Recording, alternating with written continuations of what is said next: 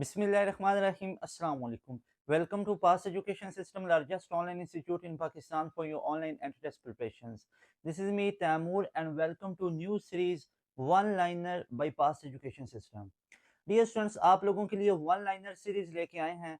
आप लोगों के ई कैट के लिए, आप लोगों के नस्ट एनईटी के लिए, एमडी कैट के लिए, या आप लोग कोई भी यूनिवर्सिटी का एंट्री टेस्ट देने जा रहे हैं जहां पे आप लोगों का फिजिक्स का पोर्शन आएगा, तो ये वन लाइनर आप लोगों को बहुत हेल्प कर सकती है ये वाली सीरीज। क्योंकि इस सीरीज में हम फिजिक्स को सबसे पहले कवर कर रहे हैं और फिजिक्स का आप लोगों को पूरे चैप्टर की मेन समरी बताई जाती है, कोई टॉपिक छोड़ा नहीं जाता है। तमाम टॉपिक्स के मेन मेन पॉइंट्स आप लोगों को बताए जाते हैं। वो पॉइंट्स बताए जाते हैं जिनको अगर आप याद रख लो, और इस वे में हम आपको बताते हैं कि आपको याद रखने में बहुत आसानी हो जाती है। उनकी डेफिनेशंस, फार्मूलाज, और वो वाले फार्मूलाज जो एक बुक पे तो लिखे होते हैं, लेकिन आगे उनके जो डेरिवेटिव फार्मूलाज बनते हैं, जो आगे उनसे ड्राइव करके बनते हैं, जो एंट्री टेस्ट के पॉइंट ऑफ व्यू से इंपॉर्टेंट होते हैं, जो नॉर्मली बुक्स और की बुक्स पे अवेलेबल नहीं होते हैं, लेकिन वहां से एमसीक्यूज आ रहे होते हैं, तो वो तमाम इसके अंदर शॉर्ट ट्रिक्स आपको नजर आएंगे। तमाम वो फार्मूलाज नजर आएंगे जो आप लोगों के एंट्री टेस्ट में हेल्प कर रहे होते हैं। बस वो बच्चा कहता है कि सर ये तो फार्मूला हमने पढ़ा हुआ ही नहीं था जो वहां पे एमसीक्यूज में पूछा गया। तो वो तमाम फार्मूलाज आपको इस सीरीज में नजर आएंगे। आप लोगों को मैं बताता चलूं कि मैंने इलेक्ट्रोस्टैटिक का वन लाइनर अपलोड कर दिया हुआ है। जाके आप इसी चैनल में वीडियोस वाले सेक्शन में जाओगे, या आप लिखो one liner by pass education system physics electrostatic, तो आपको नजर आ जाएगा। या आप लोग इसी चैनल के प्लेलिस्ट में चले जाओ, वीडियोस वाले सेक्शन में चले जाओ, आपको नजर आ जाएगा। डियर स्टूडेंट्स, यहाँ पे एक चीज मैं आप लोगों को बताता चलूं कि आप लोगों के लिए नेक्स्ट जो ये चैप्टर है करंट इलेक्ट्रिसिटी, आपने खुद भी इसको देखना है और आगे अपने फ्रेंड्स के साथ भी लाजमी तौर पे शेयर करना है।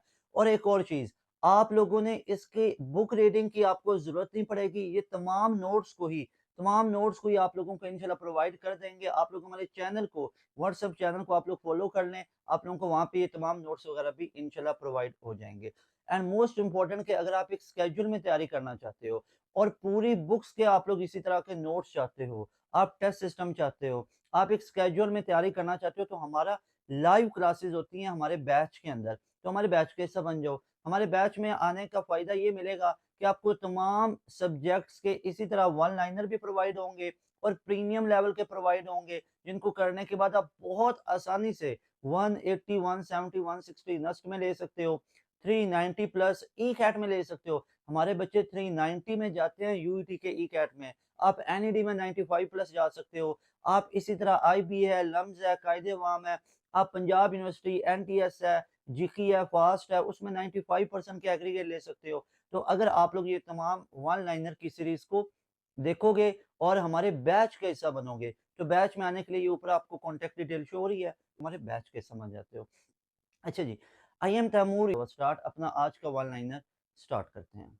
डियर स्टूडेंट्स, यहाँ पे हमारा आज का जो टॉपिक है दैट इज करंट इलेक्ट्रिसिटी। ये वन लाइनर सीरीज आप लोगों के लिए पास एजुकेशन सिस्टम लेके आया, ई कैट के लिए, एनईटी के लिए, एमडी कैट, एनटीएस के लिए, जो आपके 2026 के अंदर होंगे। और आज का जो वन लाइनर है that is about current electricity. आज का वन लाइनर हम डिस्कस करने जा रहे हैं about current electricity. Current electricity के बारे में आज हमारा वन लाइनर आएगा। This whole effort is done by Pass education system entire team. Pass की पूरी टीम की एफर्ट के बाद ये पूरे का पूरा वन लाइनर आप लोगों के सामने लेके आ रहे हैं। पूरी रिसर्च है इसके पीछे, और वो मेन देखो रेलिवेंसी इसमें बहुत रखी गई है। आपके तमाम टॉपिक्स रेलिवेंट रखे गए हैं, कोई इधर उधर की बात नहीं है। अक्सर मैं एक चीज देख रहा होता हूँ, बच्चों को बहुत प्रॉब्लम का सामना करना पड़ता है कि बच्चा 4 घंटे की वीडियो देख रहा है ना, तो अंदर उसको 10 से 20 एमसीक्यूज मिलते हैं।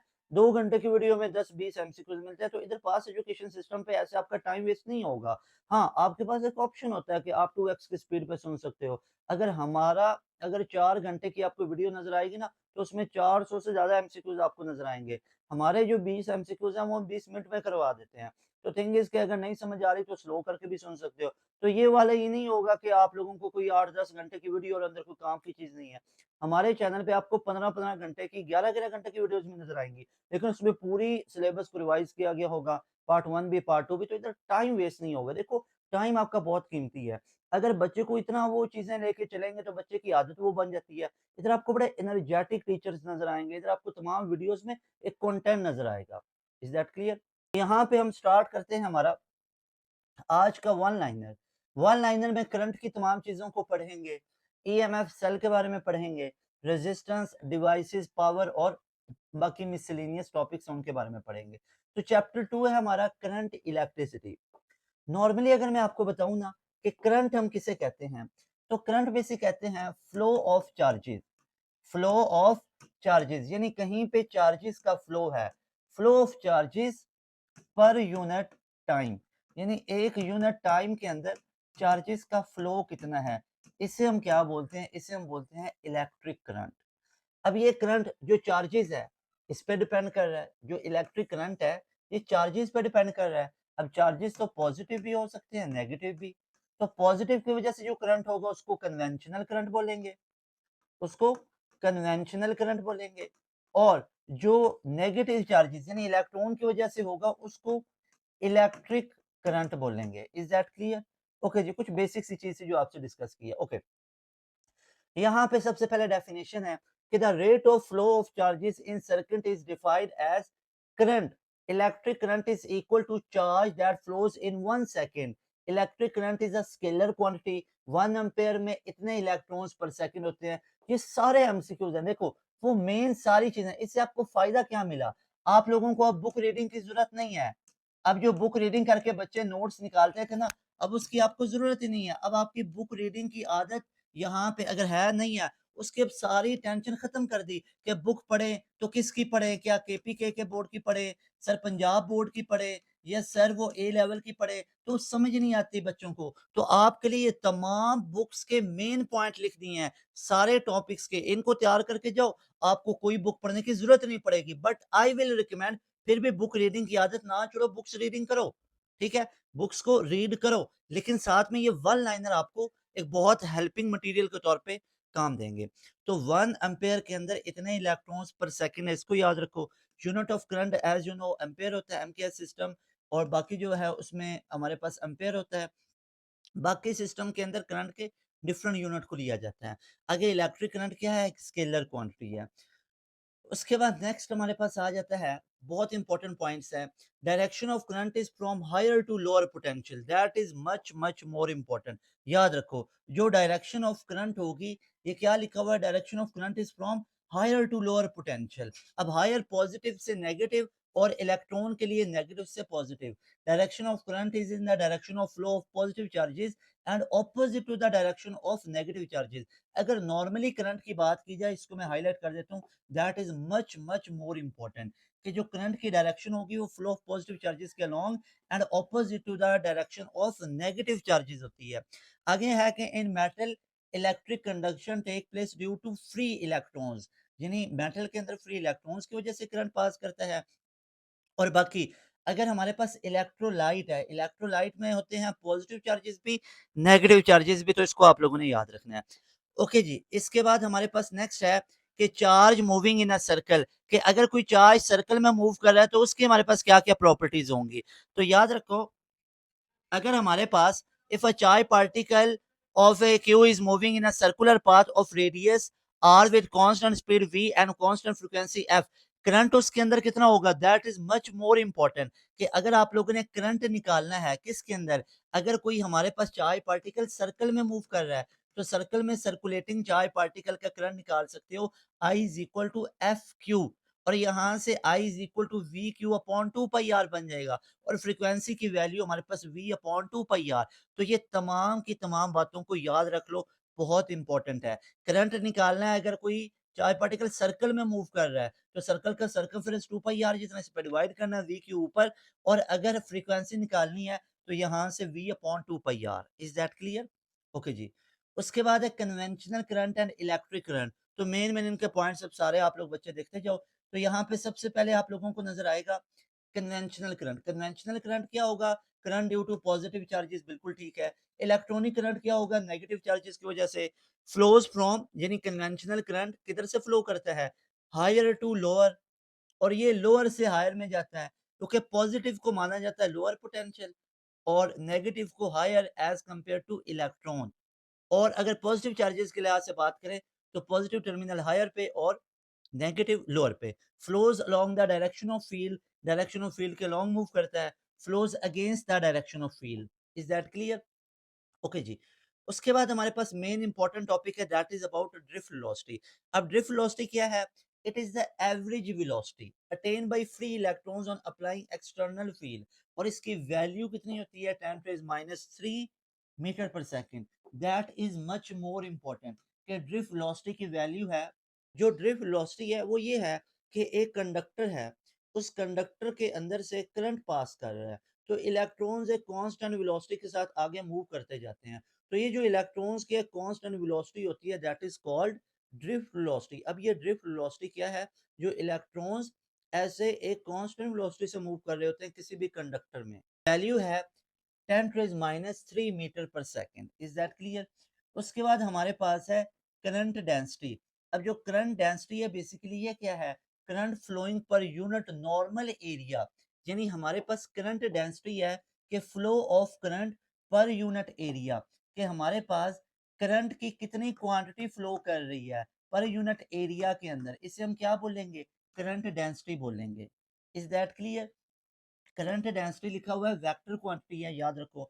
It's direction is from higher potential to lower potential, और इस direction is along that the flow of positive charges. ये सारे मेन पॉइंट्स है, ये सारे आप लोगों के कई बार क्वेश्चन आ चुके हुए हैं। आपके नस्ट में यहाँ से क्वेश्चन आ चुके हुए हैं, आपके यूईटी यानी NED UET, UET Lahore, UET Mehran वाली, इसके अलावा कायदे अवाम, जीके यूनिवर्सिटी, प्यास यूनिवर्सिटी, तमाम में यहाँ से एमसीक्यूज आ चुके हुए हैं। बहुत इंपॉर्टेंट है, इसको नोट करते जाओ।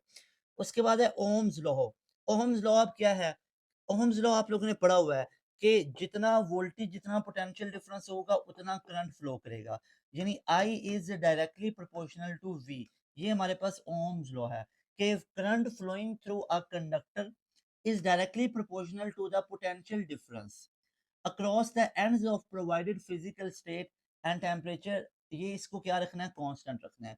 यानी फॉर एग्जांपल आपके पास कोई एक सर्किट है, उस सर्किट को आप लोगों ने जितना पोटेंशियल डिफरेंस प्रोवाइड किया होगा, जितना पोटेंशियल डिफरेंस उस पूरे सर्किट को प्रोवाइड किया होगा, उतना ही हमारे पास करंट इस पूरे सर्किट में फ्लो करेगा। उसके बाद आप लोगों ने याद रखना है, ओहम्स लॉ का जो रिलेशन होता है, इसका रिलेशन हमारे पास क्या होता है? इसका रिलेशन हमारे पास होता है कि V is equal to I R, ये इसका हमारे पास एक रिलेशन है। और यहाँ से microscopic form of Ohm's law J is equal to sigma E के इक्वल होती है, और सिग्मा यहाँ पे कंडक्टिविटी होती है। वेरी मच इंपॉर्टेंट, इन तमाम बातों को नोट रख लो। ये हमारे पास क्या है? ये microscopic microscopic form of Ohm's law है। जो मेटेलिक कंडक्टर्स होते हैं दैट ओबे ओम लॉ, और उनको ओमिक डिवाइसेस कहते हैं, ओमिक कंडक्टर कहते हैं, और इनका ग्राफ एक स्ट्रेट लाइन आता है। इसके अलावा जो कंडक्टर वो ओबे नहीं करते वो नॉन ओमिक होंगे, और उनका ग्राफ एक स्ट्रेट लाइन नहीं होता।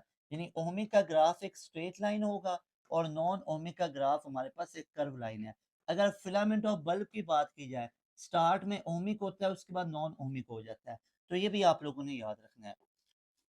उसके बाद नेक्स्ट है हमारे पास फैक्टर फैक्टरिंग रेजिस्टेंस। अब रेजिस्टेंस को आप लोगों ने पढ़ा हुआ है, V इज इक्वल टू आई आ रहा है, तो यहाँ से आप रेजिस्टेंस निकाल सकते हो V अपॉन आई। तो यहाँ पे अगर आप लोग देखोगे तो रेजिस्टेंस किस पे डिपेंड करती है? करंट पे डिपेंड करती है।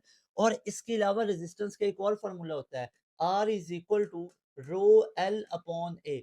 तो यहाँ से आप लोग देखोगे तो रेजिस्टेंस जो है वो directly proportional length of conductor के है, और जो रेजिस्टेंस है वो इनवर्सली प्रोपोर्शनल टू एरिया है, जो वायर का क्रॉस सेक्शनल एरिया होता है। ये वायर का जो क्रॉस सेक्शनल एरिया, इस पे भी डिपेंड करती है रेजिस्टेंस, और हमारे पास इसकी पूरी लेंथ पे भी डिपेंड करती है। लेंथ जितनी ज्यादा होगी उतनी रेजिस्टेंस ज्यादा, और जितना एरिया ज्यादा होगा उतनी रेजिस्टेंस कम होती है। याद रखो, जो रेजिस्टेंस है वो टेम्परेचर के डायरेक्टली प्रोपोर्शनल भी होता है और टेम्परेचर के इनवर्सली भी।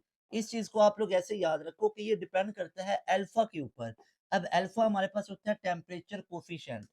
टेम्परेचर कोफिशिएंट अल्फा क्या हो सकता है? या पॉजिटिव हो सकता है या ये नेगेटिव हो सकता है। याद रखो, अगर तो अल्फा पॉजिटिव होगा, अगर तो ये अल्फा की वैल्यू पॉजिटिव होगी तो रेजिस्टेंस और टेम्परेचर डायरेक्टली प्रोपोर्शनल है, और अगर यही अल्फा की वैल्यू नेगेटिव होगी तो रेजिस्टेंस और टेम्परेचर इनवर्सली प्रोपोर्शनल होंगे। Is that clear? ओके जी। उसके बाद हमारे पास नेक्स्ट है रेजिस्टिविटी। अब याद रखो, रेजिस्टिविटी डायमेंशंस पे डिपेंड नहीं करती, पहली चीज। यानी जो रेजिस्टिविटी है इसको रो से लिखते हैं। अब रो जो है ना तो ये लेंथ पे डिपेंड करती है, ना ही ये एरिया पे डिपेंड करती है। रेजिस्टिविटी फिर किस पे डिपेंड करती है? ये डिपेंड करती है टेम्परेचर और डिपेंड करती है मटेरियल के ऊपर, कि मटेरियल जो हम यूज कर रहे हैं वो किस तरह का है। तो ये मटेरियल और टेम्परेचर पे डिपेंड करती है। याद रखो कि रेजिस्टिविटी ना तो एरिया पे डिपेंड करेगी, ना ही ये लेंथ पे, डायमेंशन पे डिपेंड ही नहीं करती। रेजिस्टिविटी रो है, we can say rho is R if A is 1 metre square and length is 1 metre. आप लोग देख सकते हो ना, मैंने आपको भी रेजिस्टेंस का एक फार्मूला बताया था। वो रेजिस्टेंस का फार्मूला था R is equal to, you can say that कि आर का वैल्यू क्या था, रो एल अपॉन ए। तो खुद देखो, अगर आप लोग यहाँ से रेजिस्टिविटी को डिफाइन करो तो रेजिस्टिविटी क्या बनेगी, rho is equal to R A upon L. खुद देखो, अगर एरिया 1 मीटर स्क्वायर पुट कर दो, 1 metre square, length 1 metre put कर दो, तो आपके पास जो ये रेजिस्टिविटी है ये किसके इक्वल आ जाएगी? सिंपल इज दैट, रेजिस्टिविटी तो रेजिस्टेंस के इक्वल आ जाएगी, क्योंकि एरिया भी 1 मीटर स्क्वायर, लेंथ भी 1 मीटर। Is that clear? यही बात लिखी हुई है। we can say that rho is equal to r। Resistivity और रेजिस्टेंस इक्वल कब आएंगे? जब 1 मीटर स्क्वायर एरिया है और लेंथ 1 मीटर है। कई बार ये आप लोगों के एमसीक्यूज में चीजें पूछी गई हैं, नोट कर लो, ये तमाम बातें ही आप लोगों की बहुत बार रिपीट होंगी। Is that clear? तमाम बातें क्लियर हो रही हैं? तो ये मेरी बात याद रख लो आप लोग के, ये तमाम एमसीक्यूज बहुत इंपॉर्टेंट है। ये तमाम वन लाइनर जो आप लोगों के लिए लेके आ रहे हैं बहुत इंपॉर्टेंट है। खुद भी देखो, आगे अपने फ्रेंड्स के साथ भी शेयर करो। आपको बुक रीडिंग की जरूरत ही नहीं है। और एक और इम्पोर्टेंट चीज, अगर आप लोग बैच का हिस्सा बनोगे तो आपको तमाम सब्जेक्ट्स के ऐसे ही वन लाइनर मिलेंगे, आपको तमाम सब्जेक्ट्स के ऐसे ही रेलिवेंट टेस्ट सेशन मिलेंगे। यूईडी का टेस्ट सेशन मिलेगा, आपको नस्ट का टेस्ट सेशन मिलेगा, ईच एंड एवरीथिंग आपको टेस्ट सेशन मिलेगा, हर यूनिवर्सिटी का अलग अलग मिलेगा। यही नहीं है कि एक ही टेस्ट सेशन आपको तमाम यूनिवर्सिटीज के लिए, नो, या एक ही नोट्स, आपको तमाम चीजें अलग अलग मिलेंगी। और जस्ट फीस है 7,000 वन टाइम। यूट्यूब पे हम इतना कंटेंट अपलोड कर रहे हैं, तो इधर उधर आपको बैच वगैरह ज्वाइन करने की जरूरत ही नहीं है।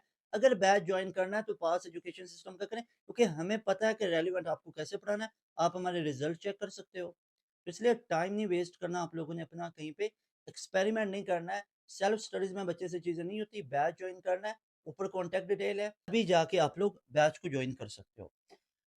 उसके बाद डियर स्टूडेंट्स, हमारे पास है conductance and conductivity. Conductance is reciprocal of resistance. ये रेसिप्रोकल ऑफ रेजिस्टेंस है, जी से डिनोट करेंगे। आगे है कि फ्रैक्शनल चेंज इन रेजिस्टेंस पर degree change in temperature is called temperature coefficient. अब ये टेम्परेचर कोफिशिएंट बहुत इंपॉर्टेंट है, यहाँ से आपके न्यूमेरिकल्स बड़े पूछे जाते हैं। ये एक अल्फा की वैल्यू है, जिसको delta R upon R naught delta T लिखते हैं, या आर टी, यानी रेजिस्टेंस एट गिवन टेम्परेचर इसके इक्वल होती है। और यही बताया था अल्फा पॉजिटिव भी हो सकता है और यही अल्फा नेगेटिव भी हो सकता है। ठीक है, ये पॉजिटिव भी हो सकता है अल्फा, और यही अल्फा नेगेटिव भी हो सकता है। Is that clear? ओके जी। अल्फा पॉजिटिव होगा तो रेजिस्टेंस टेम्परेचर के डायरेक्टली प्रोपोर्शनल, और अल्फा नेगेटिव होगा तो रेजिस्टेंस टेम्परेचर के इनवर्सली प्रोपोर्शनल। ओके जी। उसके बाद हमारे पास नेक्स्ट है, that is power and energy. अब पावर का सिंपल आप लोगों ने क्या पढ़ा होगा? पावर का सिंपल आप लोगों ने एक फॉर्मूला पढ़ा होगा कि P is equal to rate of doing work, यानी power is rate of doing work. Energy आप लोगों ने पढ़ा होगा capacity to do work, capacity, capacity to do work, यानी वर्क करने की जो कैपेसिटी है उसको एनर्जी कहते हैं, जो कि पोटेंशियल एनर्जी भी हो सकती है और काइनेटिक एनर्जी भी। पोटेंशियल एनर्जी में पोजीशन चेंज होगी या हाइट आएगी, और काइनेटिक एनर्जी में बॉडी की वेलोसिटी आती है। ओके जी। अब जो वर्क है और नीचे टाइम, तो ये पावर बनता है। पावर का एक और फॉर्मूला है, that is V I, voltage into current. तो ये भी याद रखना है। अगर वी की जगह आई आर पुट कर दो तो power is equal to I square R बन जाता है। अगर power is equal to I की जगह वी ओवर आर पुट कर दो तो ये वी स्केयर अपॉन आर बनता है। तो ये वाले फार्मूलाज भी आप लोगों ने याद रखने हैं कि पावर का एक वी स्केयर अपॉन आर, एक आई स्केयर आर, और एक वी आई, तो और एक हमारे पास डब्ल्यू अपॉन टी। अच्छा जी, अब पावर की तमाम चीज़ों को देख लो। यहाँ पे पावर, वोल्ट, करंट और रेजिस्टेंस सबके फार्मूलाज लिखे हुए हैं। ज़रा ध्यान दो। सबसे पहले आप लोगों को क्या नज़र आ रहा है? पावर। पावर का भी बताया था आई स्क्वायर आर, एक वी आई और एक वी स्क्वायर ओवर आर, अभी आपको निकाल के दिए। क्योंकि पावर हमारे पास क्या होती है, ये देखो, पावर है ना P is equal to V I, तो V की जगह पे आई आर पुट करो तो ये बनेगा आई स्केयर आर, और I की जगह पे V ओवर आर पुट करो तो ये बनेगा V स्केयर ओवर आर। तो यहाँ पे एक मजे की चीज आपको बताना चाहता हूँ, हाउ इट इज पॉसिबल कि यहाँ पे जो पावर है इस फॉर्मूला से देखोगे तो पावर रेजिस्टेंस के डायरेक्टली प्रोपोर्शनल है, इस फॉर्मूला से देखोगे पावर रेजिस्टेंस के इनवर्सली है। Yes actually it is possible. यहाँ पे सीरीज कॉम्बिनेशन है क्योंकि सीरीज में करंट कांस्टेंट होती है, और उसके बाद यहाँ पे वोल्टेज कांस्टेंट है, और वोल्टेज कहाँ पे कांस्टेंट होता है, पैरेलल के अंदर। तो याद रखो अगर सीरीज कॉम्बिनेशन है पावर रेजिस्टेंस के डायरेक्टली, और अगर पैरेलल कॉम्बिनेशन है तो पावर रेजिस्टेंस के इनवर्सली। पैरेलल कब होगा, जब वोल्टेज कांस्टेंट है, सीरीज कब, जब करंट कांस्टेंट है। उसके बाद यहाँ पे करंट के देखो, यहाँ से करंट कितना निकलेगा, current will be P upon V, तो ये लिखा हुआ पी अपॉन वी, और उसके बाद वी ओवर आर भी तो होता है current, resistance V square over P, यहाँ पे देख लो ये आर इधर चला गया, V square over P resistance, और एक पी ओवर आई स्क्वायर यहाँ से निकाल लो resistance P over I square. उसके बाद रेजिस्टेंस वी ओवर आई भी होता है, रेजिस्टेंस के तीन फार्मूलाज हैं। उसका वोल्टेज आप चेक कर सकते हो, यहाँ से वोल्टेज निकालना है तो ये P is equal to V square upon R लिखा हुआ है ना, तो V किसके इक्वल आ जाएगा, पी आर और ऊपर स्क्वायर रूट क्योंकि वी स्क्वायर था। इज दैट क्लियर, तो ये आ गया। और वोल्टेज का हमारे पास यहाँ से P ओवर I भी आ गया, और voltage is equal to I R भी होता है। Is that clear, I hope के तमाम चीजें आपको क्लियर हो चुकी हैं। उसके बाद नेक्स्ट हमारे पास है cell and EMF, very much important. हमारे पास जो potential difference between input terminal and इधर its internal resistance is zero, no current is being drawn for it. यानी अगर हमारे पास इंटरनल रेजिस्टेंस जीरो हो, करंट नहीं पास करेगा, अगर potential difference output terminal input का सेम है।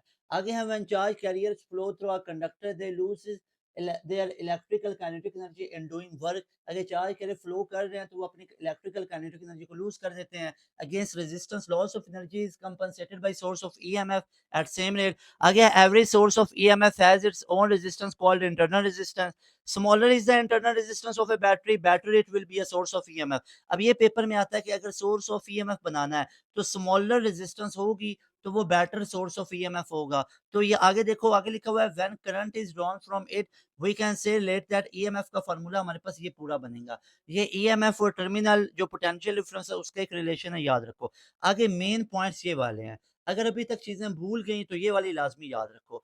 पहले नंबर पे है कि वीटी और ईएमएफ यानी टर्मिनल पोटेंशियल, इसको पहले समझो। एक सर्किट के साथ आप लोगों ने कोई कंडक्टर को कनेक्ट किया, अब यहाँ पे देखो आपने एक बैटरी लगा दी, अब इस बैटरी की हमारे पास कोई एक ईएमएफ वैल्यू होगी। जब आप बैटरी लेके आए तो ये 10 वोल्ट की थी, थोड़ी देर के बाद देखा कि इसका 10 वोल्ट घट के कितना हो गया, 8 वोल्ट हो गया।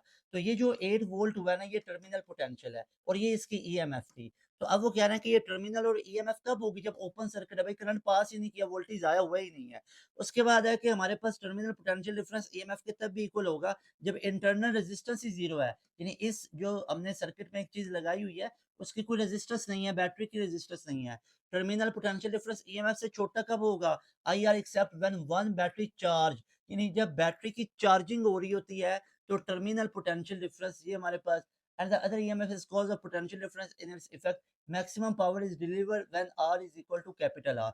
तमाम बातों को याद रखना है। अच्छा देखो, जब हम बैटरी को चार्ज करेंगे और एक है बैटरी को डिस्चार्ज करेंगे, तो जब बैटरी की डिस्चार्जिंग हो जाएगी तो इसका ईएमएफ घटता जाएगा, तो टर्मिनल पोटेंशियल डिफरेंस की वैल्यू कम हो जाएगी। और अगर चार्जिंग करेंगे तो बैटरी की पावर क्या होती जाएगी, ज्यादा होती जाएगी, तो टर्मिनल पोटेंशियल डिफरेंस ग्रेटर हो जाएगा ईएमएफ से। तो ये दोनों बातें भी याद रखनी है। उसके बाद यहाँ पे इसके कॉम्बिनेशन चेक कर लो कि पावर टोटल कंज्यूम निकालनी है तो इस फार्मूला से निकालेंगे। अगर बल्ब लगे हुए हैं तो पी अपॉन एन के फार्मूला से उनको आप निकाल सकते हो। और उसके बाद यहाँ पे बल्ब का एक कॉम्बिनेशन याद रख लो कि अगर तो बल्ब हमारे पैरेलल में है, जैसे एक आपको क्वेश्चन बताता हूँ, बड़ा फेमस क्वेश्चन है कि अगर फॉर एग्जांपल हमारे पास यहाँ पे एक बल्ब, दूसरा और तीसरा, ये हमारे पास एक सर्किट बना हुआ है, यहाँ पे आप देख सकते हो, और एक सर्किट यहाँ पे बना हुआ है, एक बल्ब यहाँ पे, दूसरा यहाँ पे और तीसरा यहाँ पे। अब ये तीनों बल्ब आप लोगों को नजर आ रहे हैं, और यहाँ पे हमने एक सोर्स ऑफ बैटरी लगा दी है। Is that clear? अच्छा जी, अब मुझे ये बताओ कि कहाँ पे, अगर इसकी पावर है फॉर एग्जांपल 50 वॉट, इसकी है हमारे पास 70 वॉट, इसकी है 100 वॉट, और इसकी है 50 वॉट, इसकी है 70, इसकी है 100, तो मुझे बताओ ब्राइटनेस किसकी ज्यादा होगी। तो याद रखो, अगर तो पैरेलल कॉम्बिनेशन है तो इस 100 वॉट वाले की ब्राइटनेस सबसे ज़्यादा होगी। इसकी ब्राइटनेस सबसे ज़्यादा, क्योंकि पैरेलल में ब्राइटनेस डायरेक्टली प्रोपोर्शनल होता है पावर के। यानी जितनी पावर ज़्यादा होगी उतनी ब्राइटनेस ज़्यादा होगी। कब? जब पैरेलल कॉम्बिनेशन है, क्योंकि ये पैरेलल कॉम्बिनेशन है ना। और अगर सीरीज़ कॉम्बिनेशन है तो अब 50 वॉट वाले की ब्राइटनेस ज़्यादा होगी, क्योंकि सीरीज़ कॉम्बिनेशन में ब्राइटनेस पावर के इनवर्सली प्रोपोर्शनल होता है। Is that clear? आगे आ जाता है केसीएल एंड केवीएल। केसीएल हमारे पास जंक्शन रूल है और जो हमारे पास केवीएल है दैट इज लूप रूल। अब केसीएल क्या कहता है? Kirchhoff's current rule. ये हमें कहता है कि sum of all the current changes in a close circuit that should must be equal to zero. KVL कहता है sum of all the voltages change in a close circuit should be equal to zero. KCL हमें ये कहता है कि अगर कहीं पे एक पॉइंट है, इस पॉइंट पे जितना आने वाला करंट है उतना ही जाने वाला करंट होगा, और एक पॉइंट पे जो करंट है वो ओवरऑल जीरो होगा। मिसाल के तौर पे ये आने वाला करंट है 7 एम्पेयर, ये आने वाला करंट है 2 एम्पेयर, और एक जाने वाला जो करंट है दैट इज 1 एम्पेयर। तो आपसे पूछा जाएगा ये वाला करंट की वैल्यू कितनी होगी? बिना सोचे समझे ये 2 7 9 टोटल 9 एम्पेयर आ रहा है, और जहाँ 1 एम्पेयर रहा तो यहाँ पे क्या आएगा? 8 एम्पेयर आएगा। Is that clear? इसी तरह इस एग्जाम्पल को ऐसे देखो, जैसे फॉर एग्जाम्पल यहाँ पे एक और आप एग्जाम्पल के देखो, आपको ज्यादा क्लियर होगा। जैसे फॉर एग्जाम्पल यहाँ पे मैं अगर आपसे कहता हूँ कि एक ये पॉइंट है, फॉर एग्जांपल यहाँ पे हमारे पास एक ये पॉइंट है। अब इस पॉइंट के ऊपर एक ये करंट आ रहा है, एक यहाँ से करंट फॉर एग्जांपल जा रहा है। अब इसको समझना है। और एक यहाँ से करंट है और एक यहाँ से करंट है। अब देखो ये वाली वैल्यू है -2 एम्पेयर, ये वाली है 3 एम्पेयर, ये है 11 एम्पेयर। तो मुझे इसकी वैल्यू बताओ। तो बिना सोचे समझे ये वाला करंट आने वाला करंट है, आ कितना रहा है? 11, और ये भी आने वाला है 3 एम्पेयर। तो 11 और 3 कितने हो गए? 14। तो 14 एम्पेयर टोटल आ रहा है करंट। जा कितना रहा है? -2 एम्पेयर। जाना चाहिए कितना? 14 एम्पेयर। तो इसका मतलब है ये 16 एम्पेयर बनेगा, क्योंकि 16 और -2 कितना बनेगा? +14 एम्पेयर, क्योंकि +14 एम्पेयर ही निकालना है। सो दैट इज वाई इसकी वैल्यू 16 एम्पेयर होगी। ऐसे इसको याद रखना है। अच्छा जी, उसके बाद हमारे पास है व्हीटस्टोन ब्रिज। व्हीटस्टोन ब्रिज आप लोगों ने याद रखना है, अननोन रेजिस्टेंस को निकालने के लिए यूज किया जाता है। आप लोग जानते हो कि एक रिलेशन है that is R1/R2 will be equal to R3/R4। तो ये हमारे पास रिलेशन है। अगर कोई भी अननोन रेजिस्टेंस को निकालना चाहते हो तो यहाँ से R4 अगर अननोन है तो R4 कैसे निकलेगा? That will be R2/R3। R2 और R3 को आपस में मल्टीप्लाई किया और R1 पे डिवाइड किया, तो ये हमारे पास रिलेशन बन जाता है अननोन रेजिस्टेंस को निकालने का। Is that clear? ओके जी, ये आप लोगों ने याद रखना है। हमारे पास व्हीटस्टोन ब्रिज के बारे में था। उसके बाद नेक्स्ट हमारे पास आ जाता है दैट इज अबाउट पोटेंशियोमीटर। अब याद रखो पोटेंशियोमीटर क्या करता है? पोटेंशियल को मेजर करता है without drawing any circuit diagram. और इसके 3 एप्लीकेशन है। ये एज यूज होता है एज ए पोटेंशियल डिवाइडर, यानी पोटेंशियल को डिवाइड करने के लिए एज ए पोटेंशियल डिवाइडर। और दूसरे नंबर पे यूज होता है अननोन ईएमएफ को निकालने के लिए, अननोन ईएमएफ को निकालने के लिए। और तीसरा ये यूज होता है टू ईएमएफ कंपैरिजन के लिए, यानी कि कंपेयर करने के लिए भी यूज होता है। Is that clear? आगे it is a device which is used to compare and find unknown EMF. ये 4 मीटर लॉन्ग एक वायर होती है। और यहाँ पे आप लोग क्या करते हो? हम पोटेंशियोमीटर में फॉर एग्जांपल आप इस डायग्राम को ऐसे देखो। फॉर एग्जांपल यहाँ पे ये डायग्राम आप लोगों को नजर आ रही है। अब इस डायग्राम में एक पूरी रेजिस्टेंस आर है। अब इसको हम लोगों ने करना क्या है? इस रेजिस्टेंस को हम अपनी मर्जी से एडजस्ट कर सकते हैं। ये जो सी टर्मिनल है ये स्लाइड कर सकता है। C terminal can slide over the resistance R. ये कैपिटल रेजिस्टेंस आर है। मान लो अगर ये पूरी रेजिस्टेंस बनी हुई है, अब इस रेजिस्टेंस में मैं सी को फिक्स कर देता हूँ। अगर मैं सी को इस ए पे फिक्स कर देता हूँ, मान लो ये जो सी टर्मिनल था इसको मैंने किधर फिक्स कर दिया? इसको मैंने फिक्स कर दिया यहाँ पे ए के ऊपर। अब जैसे इसको मैंने ए पे फिक्स किया तो यहाँ पे ये कैपिटल आर है ना टोटल रेजिस्टेंस। जब मैंने सी टर्मिनल को ए पे फिक्स किया तो आर की वैल्यू तो जीरो होगी, रेजिस्टेंस तो जीरो। अब रेजिस्टेंस जीरो हुआ तो करंट क्या हो जाएगा? मैक्सिमम। और करंट कब मैक्सिमम होता है? जब पोटेंशियल मैक्सिमम है। अब देखो अगर मैं इस सी को फिक्स कर देता हूँ बी के ऊपर तो अब आर की वैल्यू क्या हो जाएगी? आर मैक्सिमम हो जाएगा। जब आर मैक्सिमम है तो करंट मिनिमम। करंट मिनिमम तो पोटेंशियल मिनिमम। तो देखो इधर पोटेंशियल मैक्सिमम, इधर पोटेंशियल मिनिमम, तो क्या पोटेंशियल को डिवाइड किया? बिल्कुल किया। So that is a major application of potentiometer कि we can divide potential by changing resistance. Resistance को चेंज करके हम पोटेंशियल को क्या कर सकते हैं? चेंज कर सकते हैं, डिवाइड कर सकते हैं। Is that clear? Okay ji.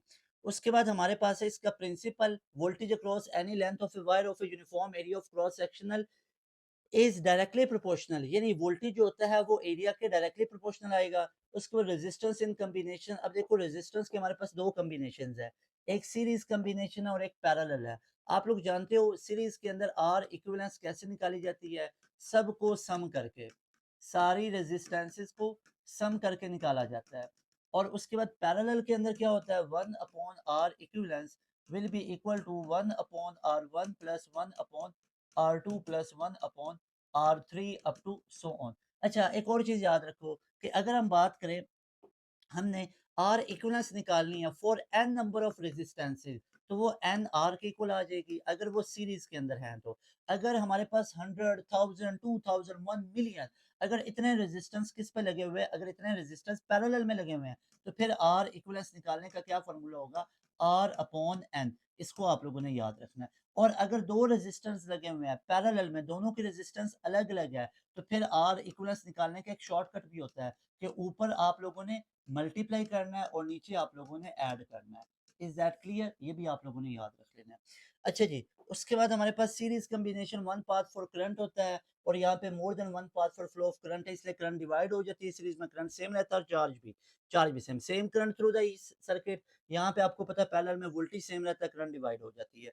In all combination of resistors law of conservation of energy and charge is applied, that is much more important। ये बात आप लोगों ने नहीं भूलनी कि अगर हम जितने भी रेजिस्टेंसेस के कॉम्बिनेशंस पढ़ेंगे, तो उसमें मेरे भाइयों मेरी बहना याद रखो, जितने भी रेजिस्टेंस के कॉम्बिनेशंस पढ़ेंगे उनमें law of conservation of charge और law of conservation of energy should must be obeyed. इसमें law of conservation of charge भी ओबे होगा और law of conservation of energy भी ओबे होगी। 100% क्लियर है यहाँ तक सारी बातें? ओके। उसके बाद है मेजरिंग इंस्ट्रूमेंट। एक एमीटर है, करंट को मेजर करेगा।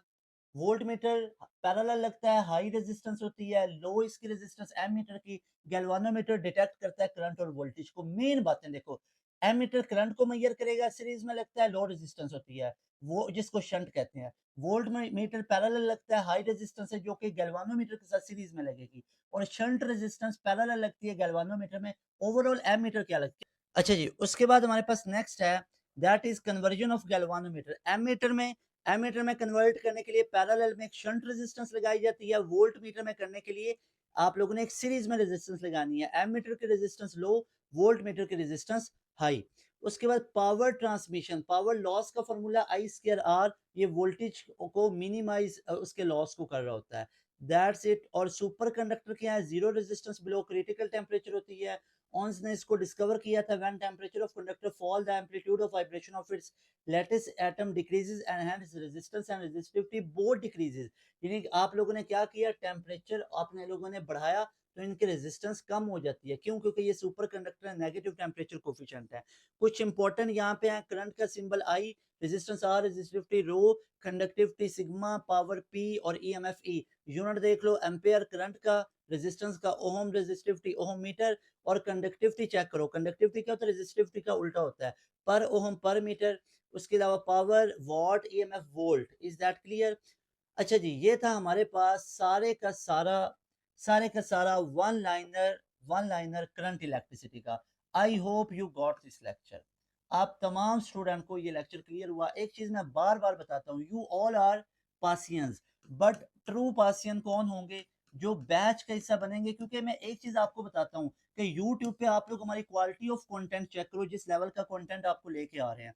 अब आप लोगों ने करना क्या है? अगर आप लोगों ने सिलेक्शन लेनी है 2026 के अंदर, अगर आप लोगों ने 2026 में अपना एडमिशन कंफर्म करना है, तो आप लोगों ने लाजमी तौर पे हमारे बैच का हिस्सा बनना है। क्योंकि ये बैच में आप लोगों को हर रोज वन लाइनर पढ़ाए जाएंगे। बैच के अंदर आप लोगों को इससे ज्यादा प्रो लेवल के वन लाइनर मिलेंगे, इस तरह के नहीं, इससे भी प्रीमियम फीचर्स के मिलेंगे। सर टेस्ट सेशन आपको मिलेंगे और लेटेस्ट पैटर्न के मुताबिक आपको तमाम चीजें मिलेंगी। और याद रखो आप लोगों को हम वो तमाम फीचर्स प्रोवाइड करेंगे जस्ट 7000 के अंदर, जो आपको महंगे से महंगे कोचिंग सेंटर में प्रोवाइड नहीं की जाती। तो लाजमी तौर पे हमारे बैच का हिस्सा बनो। बैच में आप लोगों को ECAT, MDCAT, अगर बी कैट की यूनिवर्सिटी है, एन टी एस है, तमाम की तैयारी मिलेगी। तमाम सेशंस को ज्वाइन करना चाहते हो तो भी फीस 7000 है। अभी इस नंबर को नोट करो, सारे स्टूडेंट इस नंबर का अभी स्क्रीनशॉट लेंगे और इस नंबर पे व्हाट्सएप करेंगे कि sir I want to join your batch 2.0 और एनी बैच। हमारा अभी एक बिल्कुल स्टार्ट होने जा रहा है 25 अक्टूबर को न्यू बैच, जो कि बैच 2.0 है। उसको भी आप लोग ज्वाइन कर सकते हो, या आप लोग कभी भी हमारे बैच का हिस्सा बन सकते हो बाई पेइंग जस्ट 7000। याद रखो आपके लिए इतनी एफर्ट्स यूट्यूब पे कर रहे हैं, मैं आपको ये चीज बता रहा हूँ, जो बंदा आप लोगों को बता रहा है ये चीज कंफर्म बता रहा है कि अगर सिलेक्शन लेनी है तो बैच का हिस्सा बनो। बैच में आपको तमाम सब्जेक्ट्स एक डिसिप्लिन में पढ़ाए जाएंगे, एक स्केड्यूल में पढ़ाए जाएंगे, और तमाम आपको प्रीमियम लेवल के पढ़ाए जाएंगे, जिसमें आपकी 100% कंफर्म इंशाल्लाह सिलेक्शन होगी। आप हमारे रिजल्ट्स देख सकते हो, नस्ट में पहली पोजीशन हो। इतनी एफर्ट्स करते हैं ना, यूट्यूब पे इतना कंटेंट डाल रहे हैं, तो सोचो हमारा प्रीमियम बैच किस लेवल का प्रीमियम होगा। तो बैच के हिस्सा बनो अगर आप लोगों ने वाकई में सिलेक्शन लेनी है। इंशाल्लाह ताला आप लोगों का एडमिशन कंफर्म हो जाएगा। एक्सपेरिमेंट ना करो, टाइम एक्सपेरिमेंट करने का नहीं है कि आप इधर उधर टाइम वेस्ट करो। अभी पढ़ना शुरू कर दो, बैच के हिस्सा बन जाओ, जिसमें आपको तमाम यूनिवर्सिटीज़ की डिटेल भी बताई जाएगी कि आगे इस यूनिवर्सिटी का टेस्ट आ रहा है, और ना सिर्फ डिटेल बताई जाएगी बल्कि आपको उसकी कंप्लीट प्रिपरेशंस करवाई जाएगी हमारे एक बैच में। इंशाल्लाह ताला you will find very useful our premium batch. Don't miss that chance. आप लोगों को pass education system chance provide कर रहे हैं कि आप हमारे बैच के हिस्सा बनो 2026 एडमिशन के लिए। एक साल की ये फीस है, जिस तरह कॉलेज अकेडमीज में देते हो ऐसा नहीं है कि हर महीने देनी पड़नी है या आपको 2-3 महीने के बाद देनी पड़नी है। नो, आप लोगों को वन टाइम पे करना पड़ना है 7000, and you will get enrollment into our premium batch. इसमें लेक्चर नोट्स मिलेंगे free of cost, recorded session भी, लाइव क्लास में आके टॉप लेवल के टीचर्स आपको पढ़ाएंगे, हर सब्जेक्ट का अलग अलग। और अगर क्लास मिस होगी तो रिकॉर्डिंग भी डेली मिलती जाएगी, क्लास लो या ना लो रिकॉर्डिंग डेली मिलती जाएगी। टेस्ट सेशंस होंगे, रिविजन्स होंगी, chapter wise, quarter book, half book, FLPs, mock test होंगे। लाजमी तौर पे बैच के हिस्सा बनो अगर वाकई में अपनी सिलेक्शन करनी है। इंशाल्लाह मिलेंगे नए वन लाइनर के अंदर, नए चैप्टर के साथ। तैमूर हसन को दें इजाजत। अस्सलाम वालेकुम, अल्लाह हाफिज।